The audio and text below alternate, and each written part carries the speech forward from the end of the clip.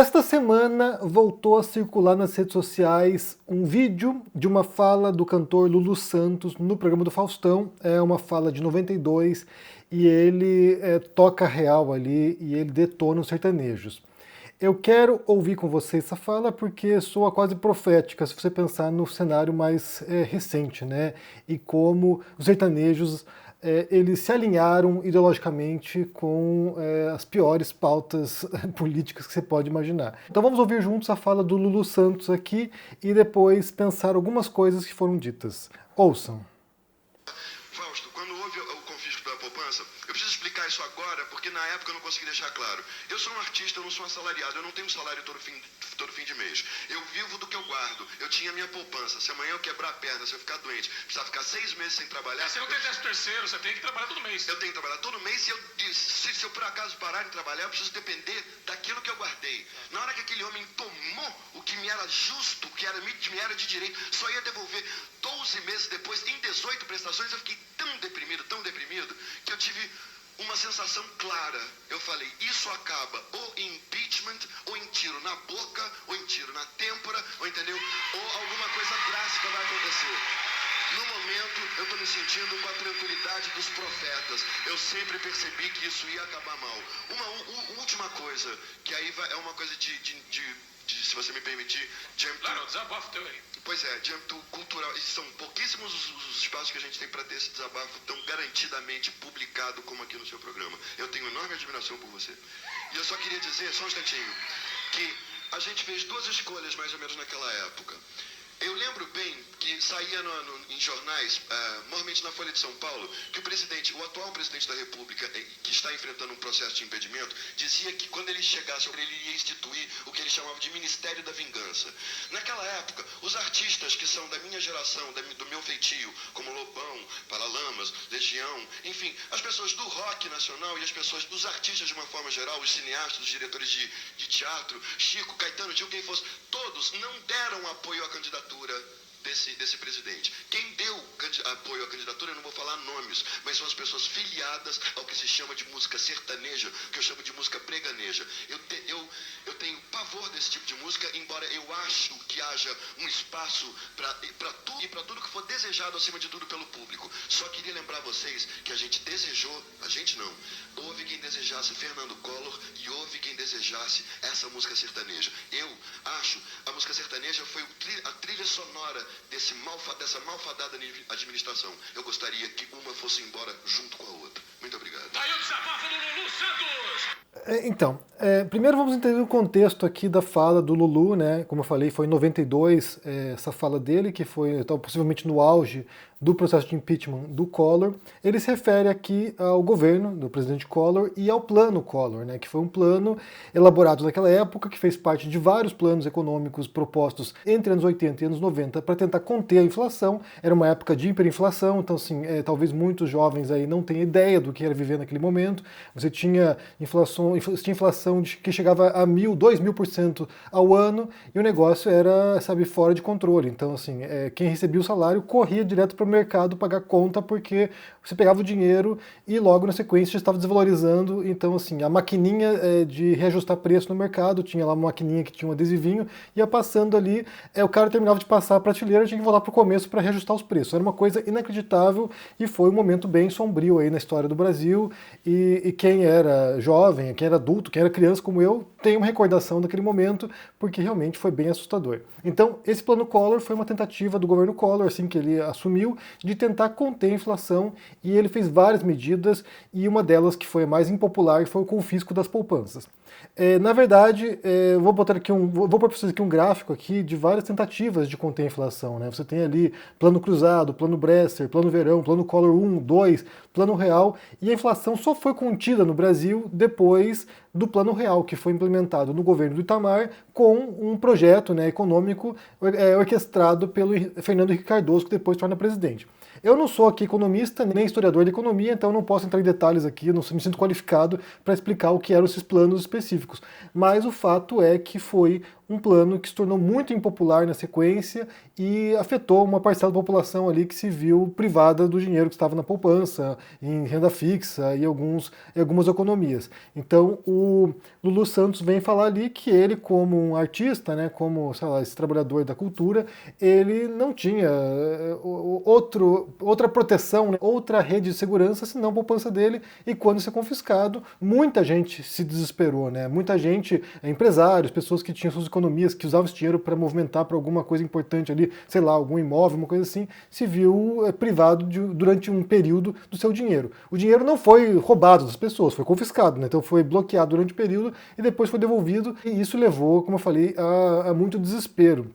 Então, ele fala sobre isso, e aí ele expressa uma realidade que ainda é de hoje, né, de quem trabalha como autônomo muitas vezes, ou quem é informal, né, tem muita gente na informalidade do Brasil, e a realidade é essa, né, você vai trabalhando e você tenta guardar um dinheirinho ali na poupança, tenta guardar um dinheirinho ali no investimento, que é a sua segurança, né, se você para de trabalhar no dia seguinte, você tá sem qualquer tipo de recurso. Então, assim, isso reflete ainda hoje uma realidade bastante constante. É claro que no caso do Lulu Santos, que já era muito famoso naquela época, podemos pensar que era um grande valor que ele tinha guardado lá, mas no dia a dia do trabalhador, às vezes é sei lá, uns R$1.000 que tem guardado, uns R$500 que tem guardado, que é a sua proteção ali caso você precise de uma emergência, né? Sei lá, algum gasto extra, alguma coisa que tem que, recorrer a esse fundo emergencial. Então, é uma realidade de hoje. E aí ele entra na questão do apoio que os sertanejos prestaram ao governo Collor.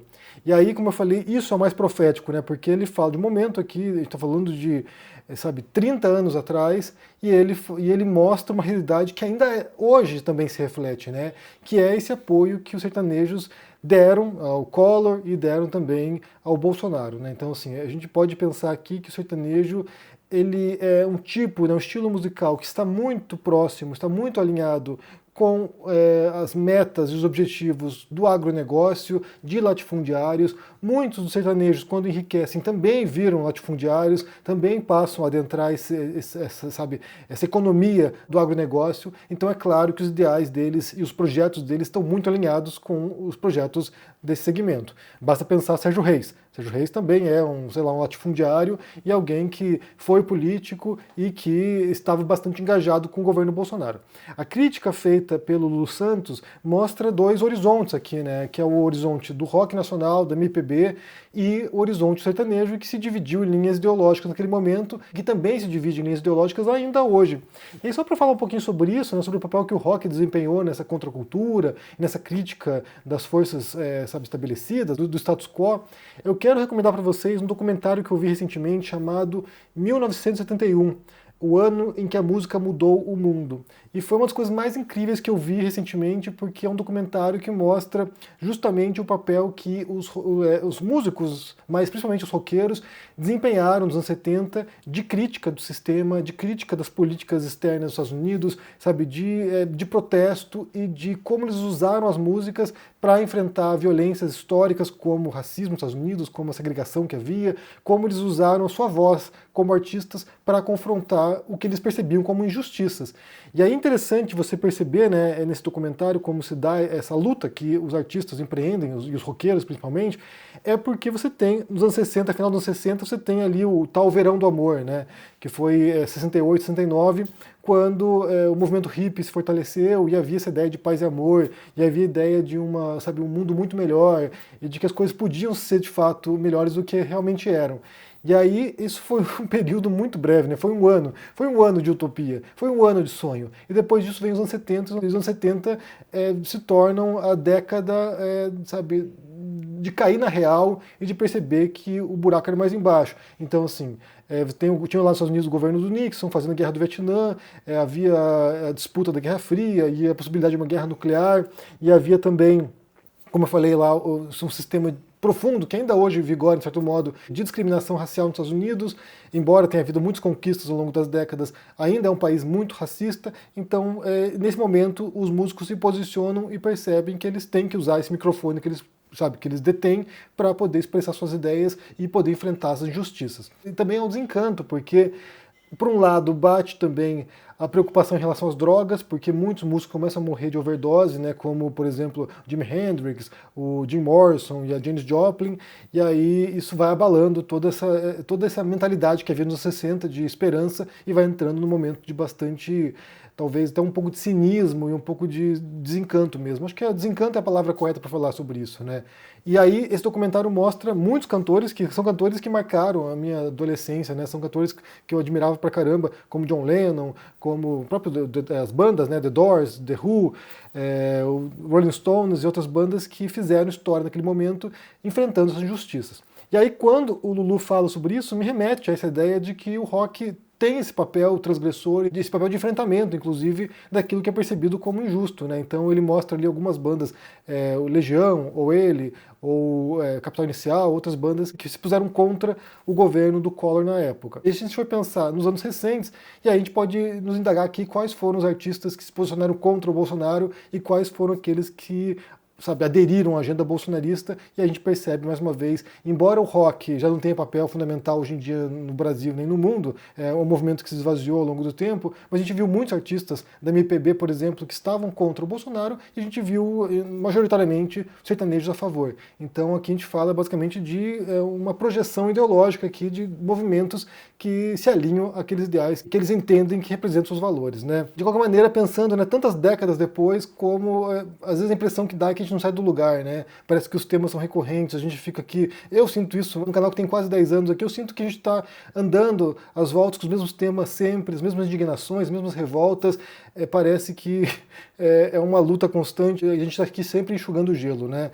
Mas eu quero ver de você, como é que você entende essa fala do Lulu Santos, como ele associa esse movimento, né, do sertanejo a certas políticas que são bastante questionáveis, naquele momento ali o Collor, mais recentemente ao governo Bolsonaro, e ainda estão alinhados, né, aos ideais bolsonaristas. Como é que você entende esse posicionamento da música sertaneja, dos sertanejos nesse contexto? Deixe aqui embaixo seu comentário, deixe o joinha, se inscreva no canal aqui, ativando o sininho, isso é muito importante para ajudar aqui no engajamento, se torne um membro para dar uma força e se cuide por aí. Um forte abraço e até mais. Tchau! E aí, gente, tudo pronto para gravar? Eu sou Juliana Baroni e tenho um convite especial para você. No dia 13 de agosto, uma terça-feira às 20 horas, vai acontecer uma exibição online e gratuita do filme Vai Pra Cuba, Eduardo, o primeiro documentário internacional do CF.